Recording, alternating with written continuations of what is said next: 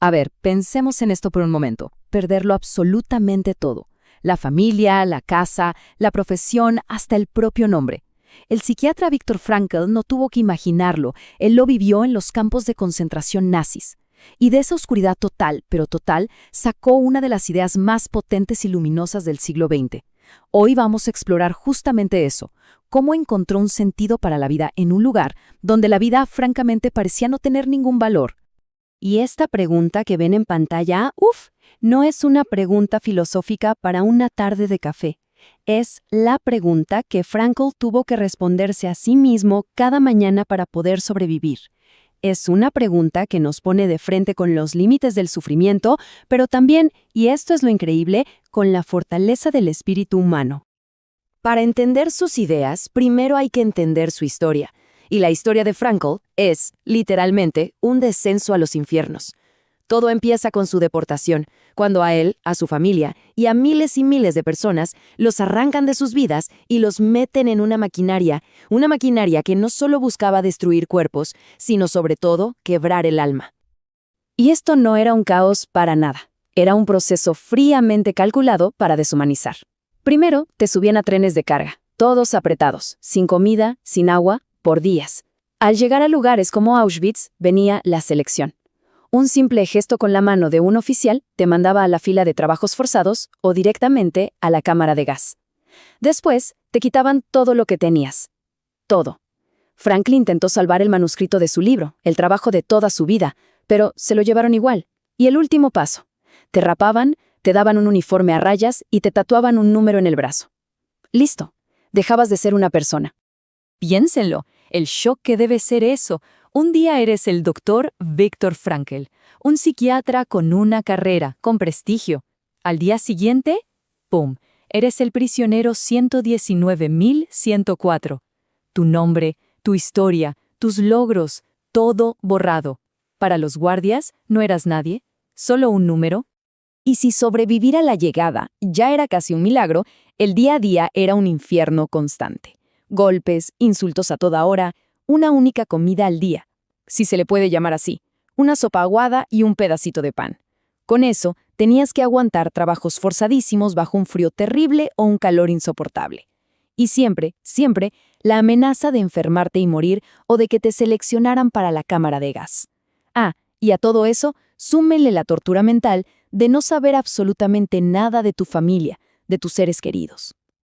Ante este nivel de horror, Frankl, como buen psiquiatra, observó una reacción psicológica muy curiosa. Después del shock inicial, la mayoría de los prisioneros entraba en un estado de apatía profunda. Pero ojo, no era debilidad, era más bien como un apagón emocional, un mecanismo de defensa para no volverse loco. Dejaban de sentir asco, horror, piedad, se volvían indiferentes. Era un escudo para poder soportar el día a día. Y fue justo ahí, en medio de esa especie de muerte emocional, que Frankl hizo un descubrimiento que sería clave.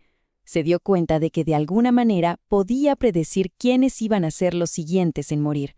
Y no tenía que ver con qué tan fuertes o débiles estaban físicamente, sino con algo mental. Eran los que perdían toda esperanza, los que ya no veían ningún futuro. En el momento en que su espíritu se rendía, su cuerpo no tardaba en seguirlo. Frankl lo dijo así de claro. El prisionero que perdía la fe en el futuro, su futuro, estaba condenado. Y hay una historia que cuenta que es tremenda. Había un compañero que soñó que la guerra terminaría para él el 30 de marzo. Y vivió con esa esperanza, se aferró a ella con todas sus fuerzas. Pero a medida que la fecha se acercaba y no pasaba nada, empezó a decaer. El 30 de marzo pasó, y nada. El 31 de marzo, ese hombre murió. Su cuerpo simplemente se rindió cuando su esperanza se apagó.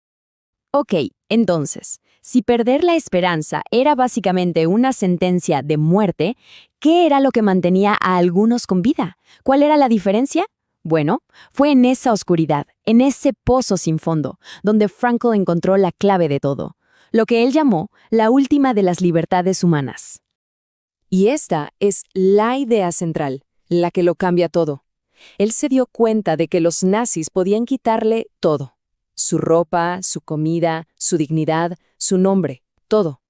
Pero había una cosa, una sola, que nadie, nunca podría arrebatarle la libertad de elegir cómo iba a reaccionar a todo eso. Podían controlar su entorno, su cuerpo, pero su actitud interior, su espíritu, eso era suyo y de nadie más. Esa libertad interior, ese es el superpoder. Es la capacidad de encontrarle un sentido a la situación sin importar lo terrible que sea. Y esto no fue solo una reflexión para sobrevivir, se convirtió en la base de todo su enfoque terapéutico, la logoterapia, que se centra justamente en la búsqueda de un propósito en la vida. Ahora, uno se pregunta, ok, suena muy bien, pero ¿cómo se hace? ¿Cómo eliges tener una buena actitud en medio de un campo de concentración? Bueno, Frankl observó que incluso ahí la gente encontraba un sentido, y lo hacía principalmente a través de 3 grandes caminos. A ver, los 3 caminos son, primero, a través de una obra, o sea, de crear algo, de tener una misión que cumplir. Segundo, a través del amor, de conectar de verdad con otra persona.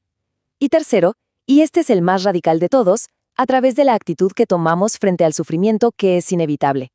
El primer camino, el de la obra, lo vivió él mismo. ¿Se acuerdan del manuscrito que le quitaron al llegar? Bueno, la idea de que tenía que sobrevivir para poder reescribir ese libro, para completar esa tarea que solo él podía hacer, eso se convirtió en su razón de ser, en su motor para no rendirse. El segundo camino, el amor, es hasta poético como lo describe. Él cuenta que en los peores momentos, mientras cavaba zanjas congelado de frío, se refugiaba en su mente y se ponía a conversar con su esposa, a recordar su imagen. Y la fuerza que le daba eso era increíble. Ni siquiera sabía si ella seguía viva, pero, como él mismo dijo, llegó un punto en que eso dejó de importar. El amor en sí mismo era suficiente para sostenerlo. Y el tercer camino, el del sufrimiento, lo explica con una historia increíble de un paciente suyo, ya después de la guerra.